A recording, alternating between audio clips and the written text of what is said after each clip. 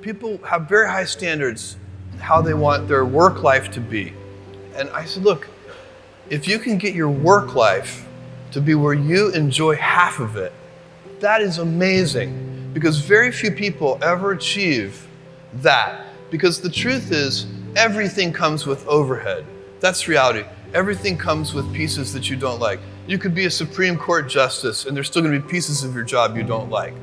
Every job comes with pieces you don't like. And we need to say, that's part of it. You have to figure out how to set up your life in such a way that you can minimize the things. And I find people don't dislike hard work. What people dislike is being out of control. Like they can't control their life. They can't control their environment. This happens to me when I get overscheduled. I hate being overscheduled. I want some time to be able to think and free myself. We all have the same amount of time in the world. Nobody has more time than anybody else. And when you become a very successful person, one of the things, you start to get overscheduled. So a young person starting their career, I think there are probably a lot of things. Some of them are very well known and people have heard them many times, they're still true. One of those that you should always focus on, a young person should find something that they're passionate about to do. And that's not going to surprise anyone. It's a clear thing to do. It's very hard. If you don't love your work, you're never going to be great at it. The other thing I would suggest to any young person, even before they start their career, is to really think about their choices. Because I find young people, and when I was young, I made this mistake too. You can get very fixed on your gifts. So everybody has gifts. You know, you have gifts and you have things that you didn't get gifted. Maybe you're extremely beautiful. Maybe you're extremely good at mathematics. There are a lot of things that you can be given. But those things can confuse you because they're not the things that construct your life. It's your choices that construct your life, not your gifts. You can celebrate your gifts. Be proud of them. Be happy of them. Actually, don't be proud of them.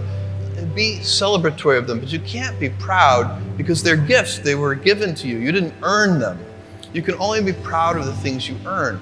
And so as I got older, I started to realize I wasn't proud of my gifts. I was always good at school. School was always easy for me. And I was always proud that I was a great student. I got A's in all my classes.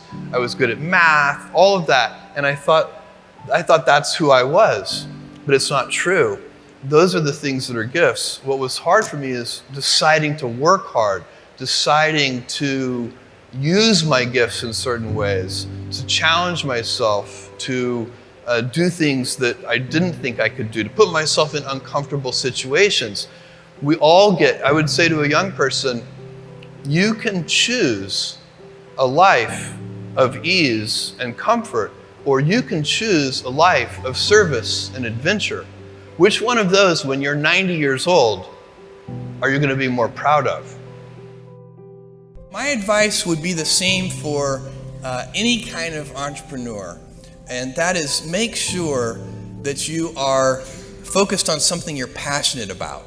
So if you look at the early internet companies, they were started and focused on doing something that they thought was very interesting long before the internet was fashionable in any way.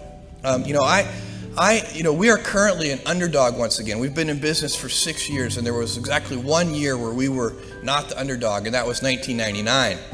I like the underdog years because it makes, I liked it when all the people we hired, their parents told them they were crazy.